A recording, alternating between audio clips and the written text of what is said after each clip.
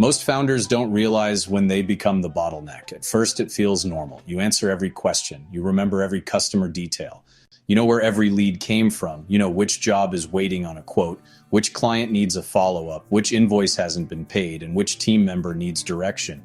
And in the beginning, that actually works because the business is small enough for the founder to carry it, but then the business grows. More customers, more messages, more leads, more decisions, more tasks, more people depending on you to know what happens next.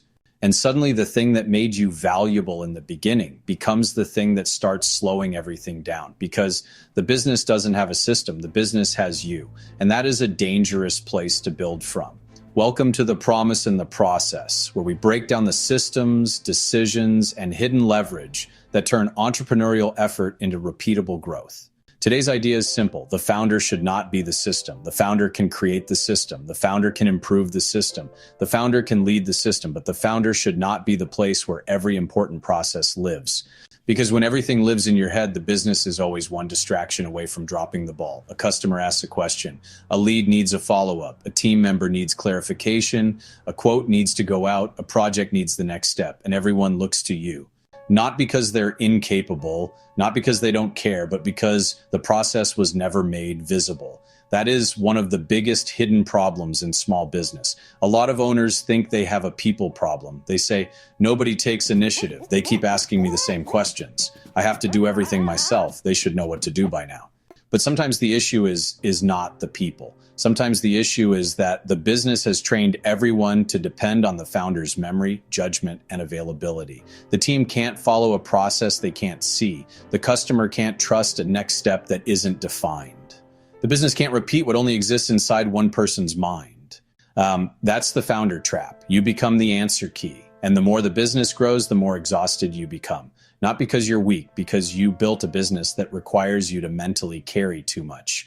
So how do you fix it? Start by looking for repetition. Anytime you answer the same question more than once, that is a process trying to be born. Anytime you make the same decision repeatedly, that is a framework trying to be documented. Anytime a task depends on you remembering it, that is a workflow that needs a home. Anytime a customer asks what happens next, that is a communication gap. And anytime your team waits for you before moving forward, that is a system that has not been defined clearly enough.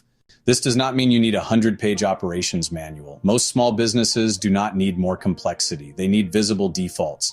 A default way leads are captured, a default way customers are followed up with, a default way appointments are confirmed, a default way quotes are sent, a default way problems are escalated, a default way completed work turns into reviews, referrals, or future opportunities.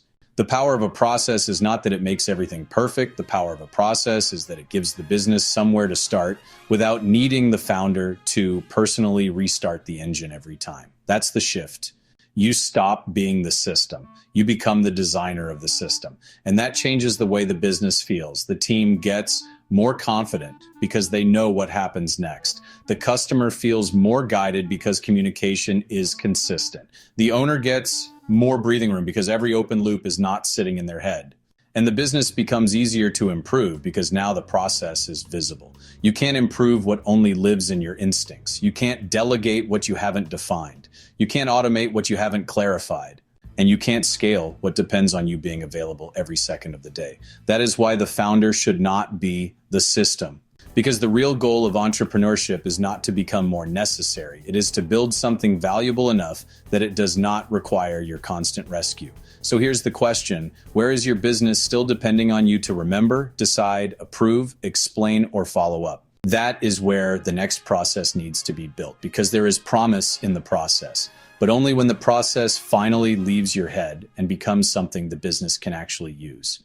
If this kind of breakdown is useful, subscribe to The Promise in the Process. We're building beyond chaos, one system, one decision, and one hidden bottleneck at a time.